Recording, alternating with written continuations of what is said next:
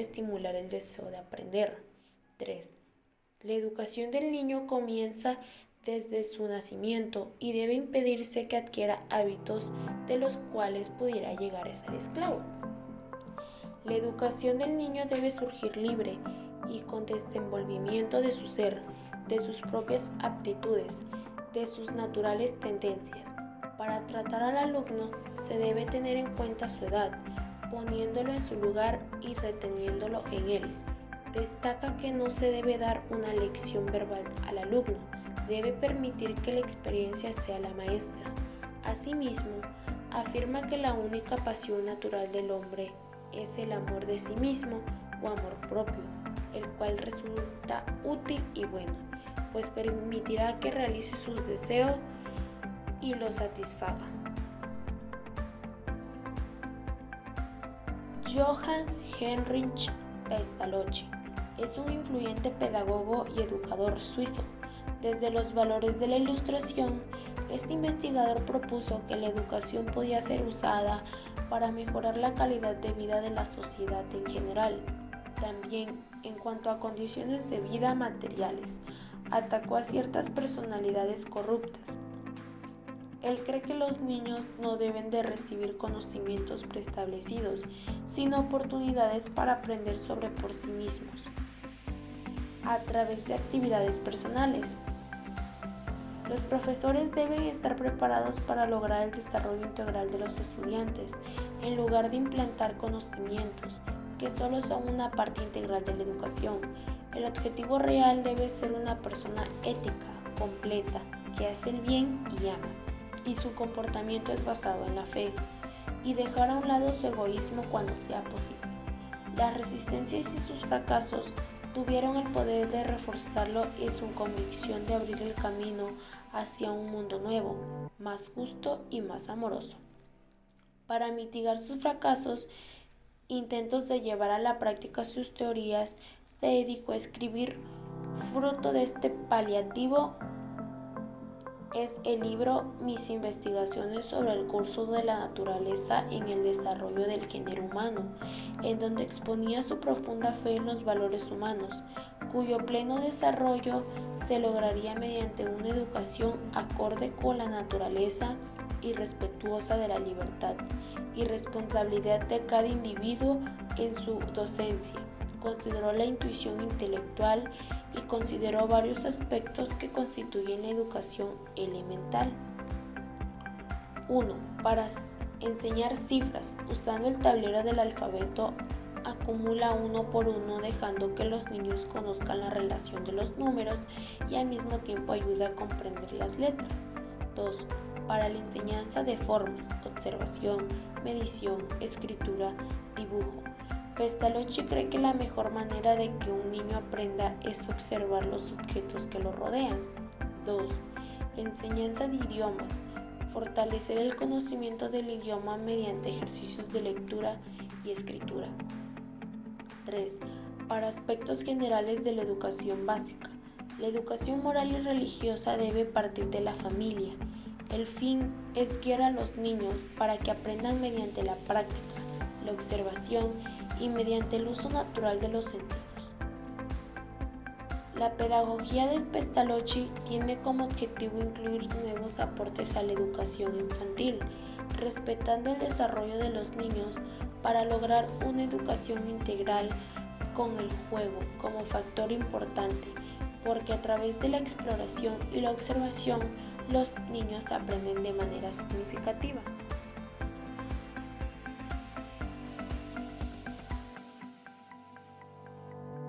Las ideas de John Dewey eran un reflejo de las expresadas por pensadores como Rousseau, Pestalozzi, Herbart, entre otros. La educación constituye el método fundamental del progreso y cuando un docente despliega sus estrategias de enseñanza, no solo educa a un individuo, sino que además contribuye a la conformación de una vida social justa. Dewey requiere que los maestros creen un ambiente en el que las actividades directas de los niños lo expongan a situaciones problemáticas. y para dicha resolución necesitan conocimientos teóricos y prácticos de la ciencia, de la historia y del arte para solucionar dicha situación. De esta manera podemos interpretar la filosofía de la educación de Dewey como orientada a formar personas para construir y sostener una sociedad democrática. En esos fines se unían completamente los intereses sociales e individuales. La educación requería de la interacción entre un individuo activo y una sociedad que transmitiese su cultura. La clave de la educación debía estar dada por experiencias reales del alumno. La educación no podía definir un programa, por lo que el alumno sería en futuro. Era en su presente lo que iba a contar y determinar el alcance formativo de la experiencia.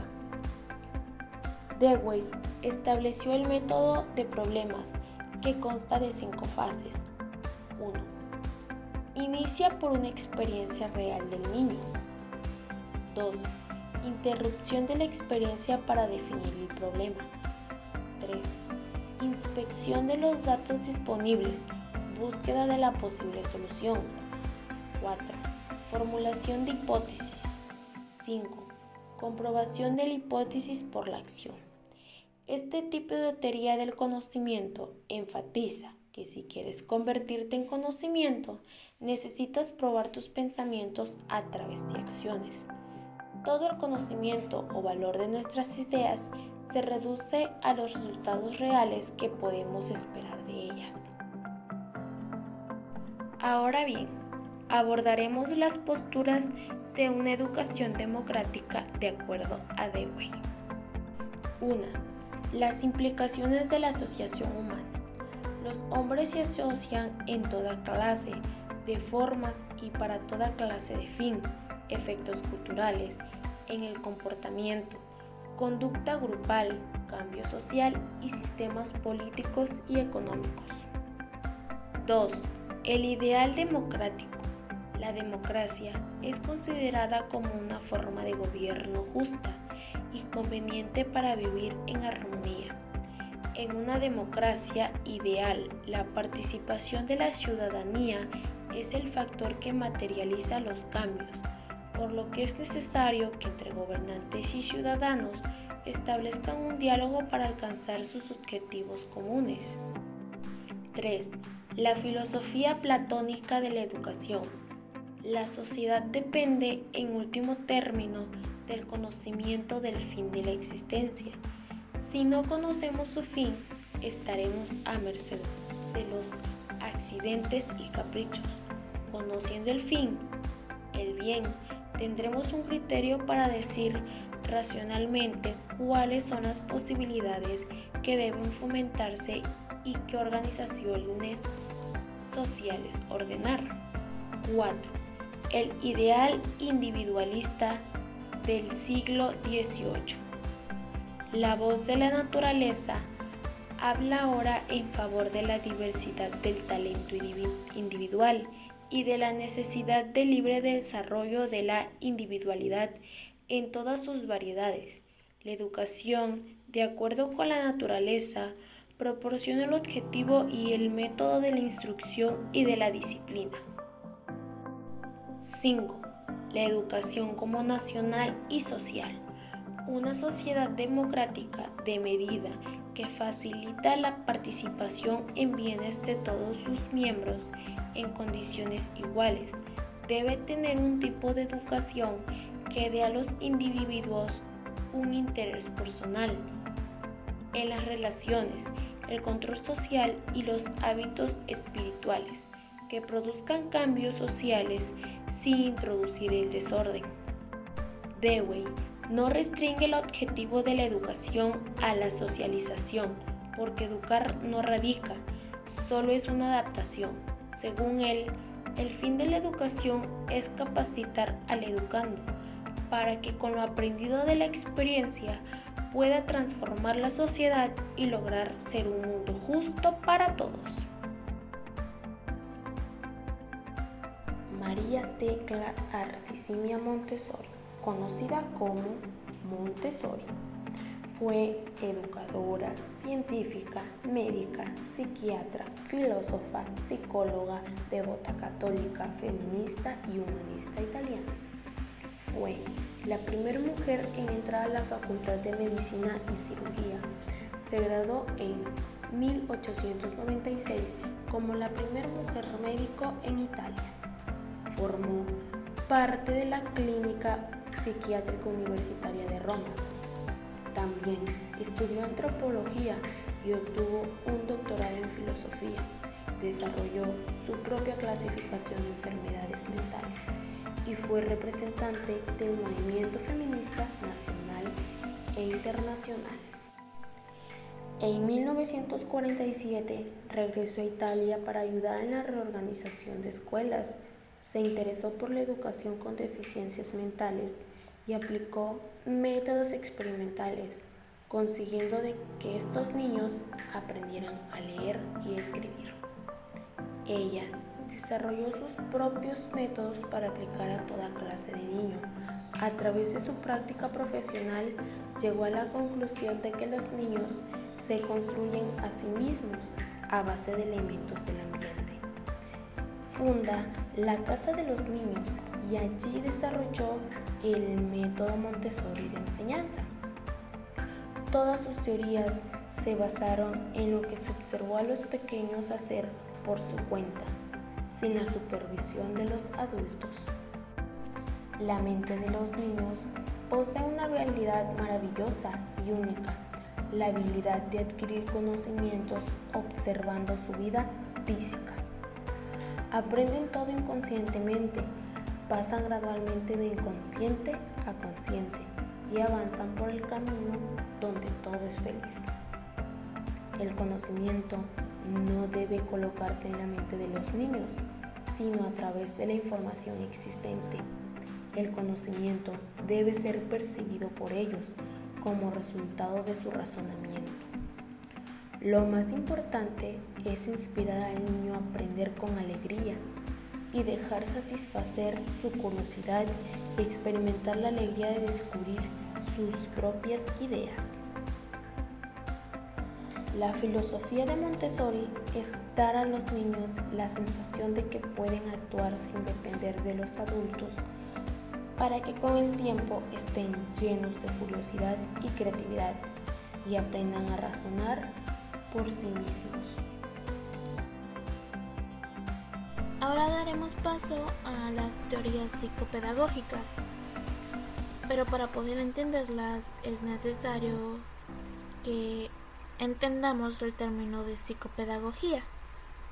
Esta es una ciencia aplicada que se fusiona en la psicología y la pedagogía, cuyo campo de aplicación es la educación, a la cual se le proporcionan métodos, técnicas y procedimientos para lograr un proceso de enseñanza-aprendizaje adecuado a las necesidades del educando, buscando prevenir y corregir dificultades que se presenten en el individuo durante su proceso de aprendizaje.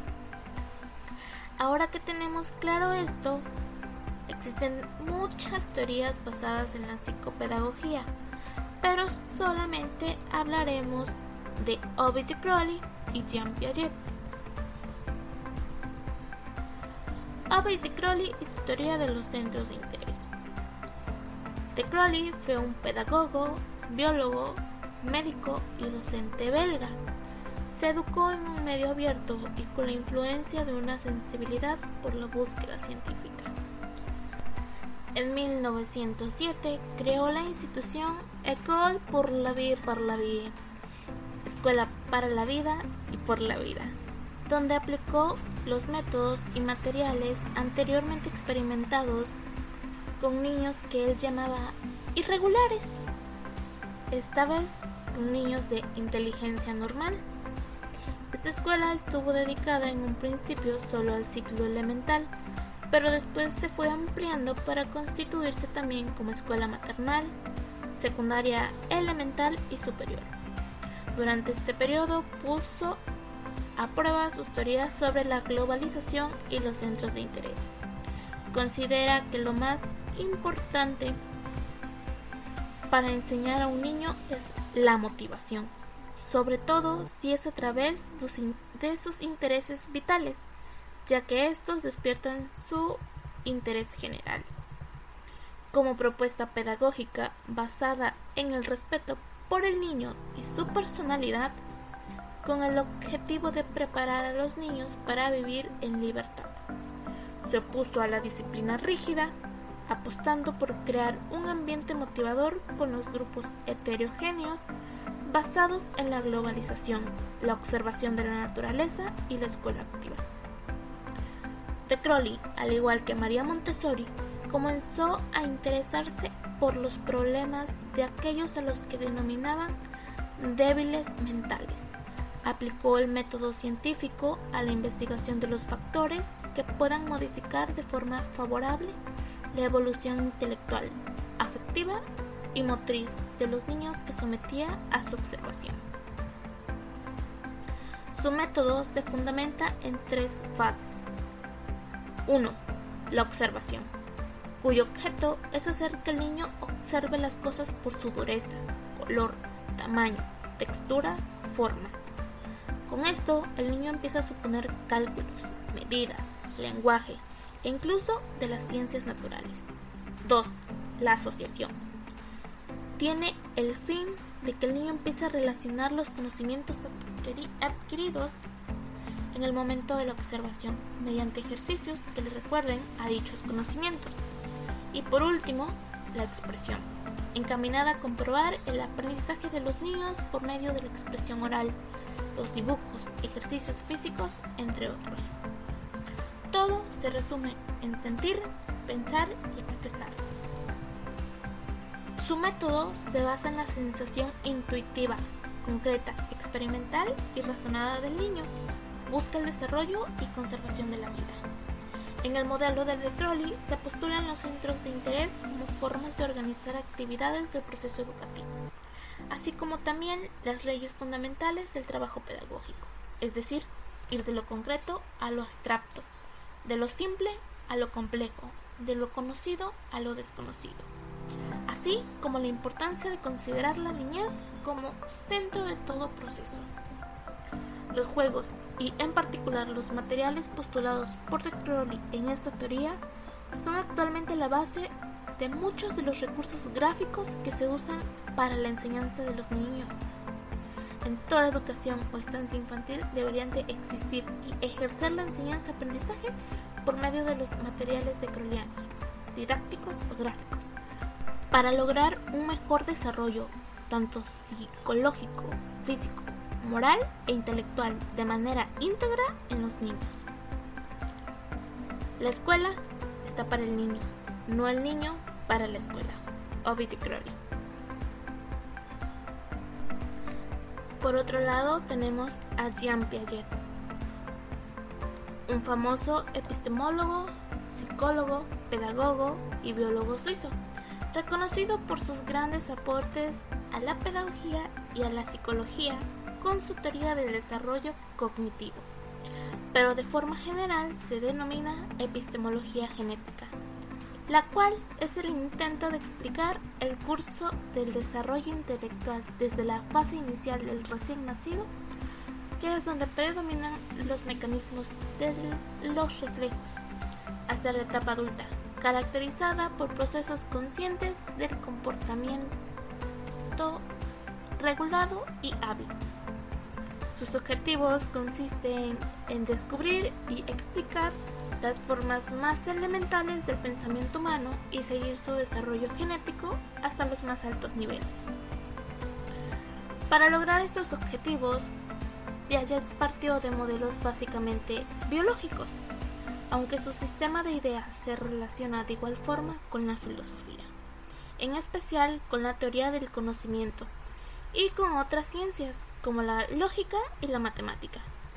Así se explica la denominación de epistemología a esta corriente en el sentido que enfatiza el propósito principal, que es comprender cómo el hombre alcanza un conocimiento objetivo de la realidad, a partir de las estructuras más elementales presentes desde su infancia. Toda conducta se presenta como una adaptación o como una readaptación. El individuo no actúa sino cuando el equilibrio se haya momentáneamente roto entre el medio y el organismo. La acción tiende a restablecer ese equilibrio, a adaptarse al organismo y le permite al niño una reestructuración a través de la experiencia, ya que mediante esto él puede hacer operaciones formales y concretas.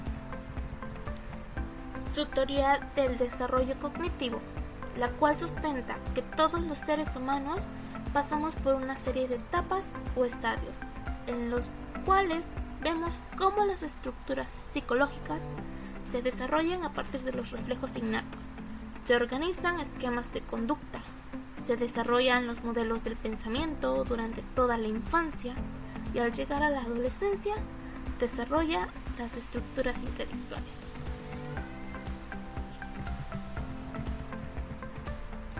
Etapas. 1. Sensorio-motriz, que va desde el nacimiento hasta los 2 años. Esta se caracteriza por las acciones espontáneas, las cuales le ayudan a recoger información a través de sus sentidos, cómo funcionan los objetos y el mundo que le rodea. Etapa 2. Preoperacional. Se caracteriza porque los niños adquieren cierta capacidad de utilizar el pensamiento simbólico, pero aún no se encuentran listos para realizar operaciones lógicas. Esta etapa va desde los 2 años hasta los 7. Etapa 3. Operacional concreta. Se caracteriza por un gran crecimiento cognitivo en el niño. Debido a eso, el pensamiento empieza a ser más flexible y aparecen nuevas habilidades. Esta etapa comprende desde los 7 hasta los 12 años. Por último, tenemos la etapa de operaciones formales. En esta última etapa es donde se desarrolla el pensamiento abstracto por parte de los sujetos.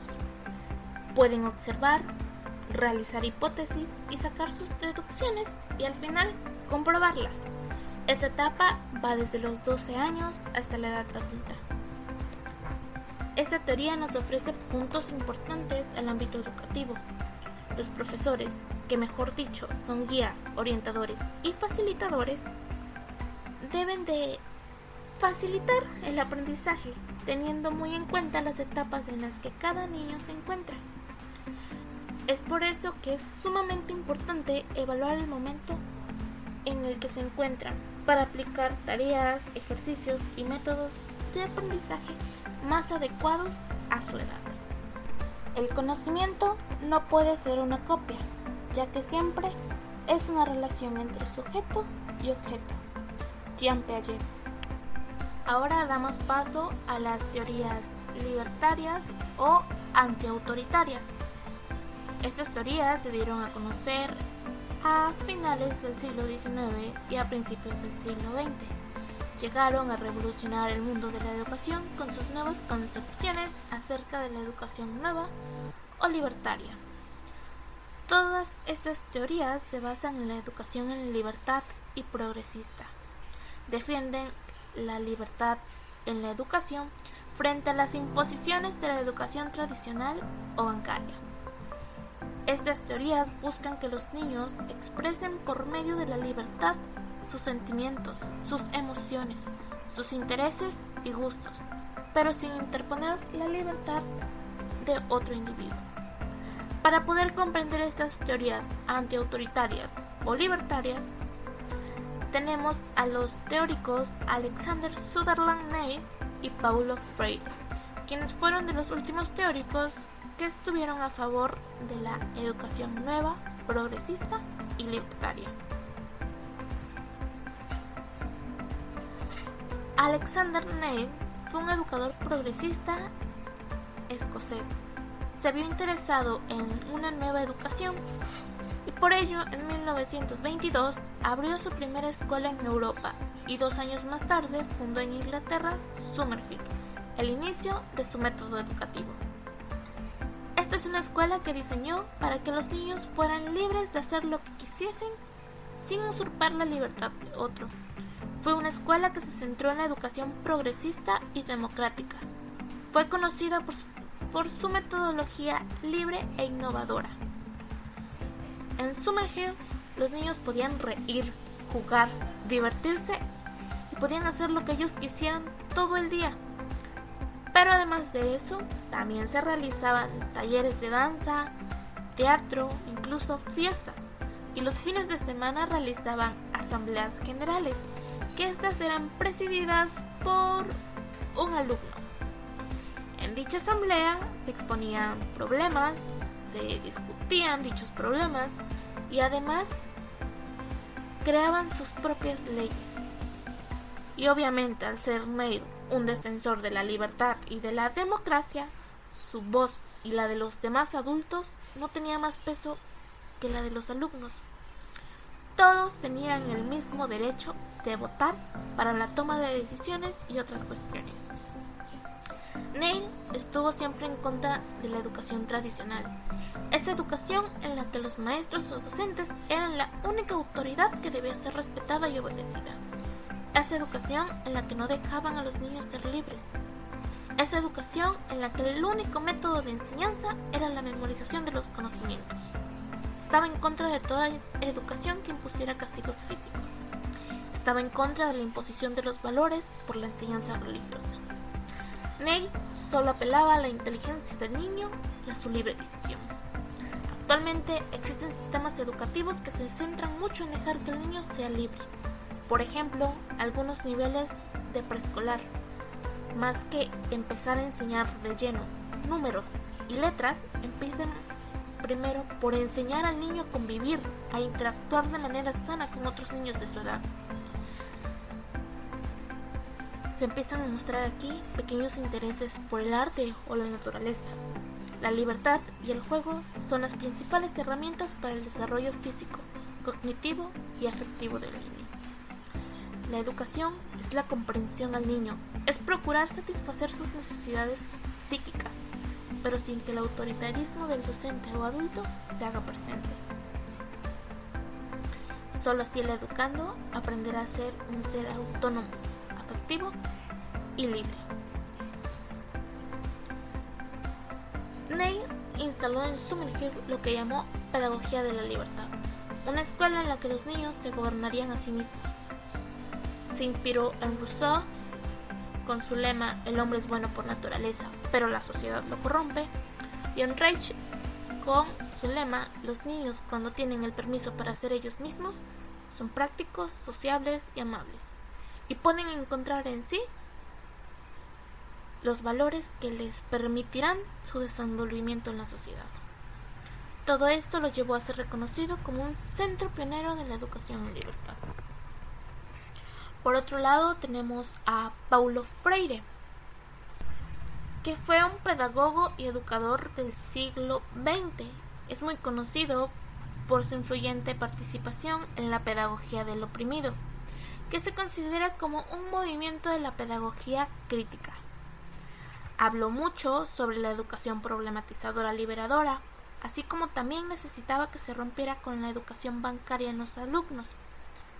Esa educación la llamó así, ya que decía que los niños no son un banco al cual se le debe de depositar o acumular conocimientos, que se deben de memorizar sin conocimiento alguno. Escribió su teoría en el libro Pedagogía del oprimido, en donde dejó clara la relación que debe existir entre el educador y educando. Decía que el educador se coeduca mediante el educando y el educando mediante el educador. Es por eso que le dio mucha importancia al diálogo que debe existir entre ellos dos, además al papel activo del estudiante y al estímulo activo por parte del educador, así como también se basó en la reflexión crítica de la relación teórica-práctica. La educación es libertad, como bien dice Freire. Por eso hace mención a la educación o pedagogía liberadora, que centra toda su atención a la interacción y transformación social, es decir, a la concientización y al diálogo eficaz entre ambas partes. Además, hace mención a la comprensión crítica y a la acción transformadora. Esto es un proceso de renovación. Es un paso de la educación bancaria a la educación liberadora, que considera al individuo como un ser pensante y crítico, capaz de generar una reflexión de la realidad en la que vive. Freire sostiene que quien enseña aprende al enseñar y quien aprende enseña al aprender. El ser humano es un ser perfectible, nuevo en el mundo y por eso su explorador, amante del conocimiento y por eso su transformador. Con su principio del diálogo, enseñó un nuevo camino para la relación entre profesores y alumnos. Sus ideas influenciaron e influencian los procesos democráticos por todo el mundo. Con esta teoría nos damos cuenta de la importancia tanto de la libertad del educando como el diálogo con el educador. El niño o el alumno debe sentirse en confianza con el docente, de poder preguntar libremente lo que quiera, lo que no entienda o lo que necesite, ya que nadie nace sabiendo las cosas. En el aquí y en el ahora seguimos en transformación. El docente debe ser un ser que ame la docencia, un ser capaz de transmitir sus conocimientos, tanto teóricos como prácticos, que no imponga autoridad e incluso miedo, sino que influya, oriente, guíe y sobre todo ame.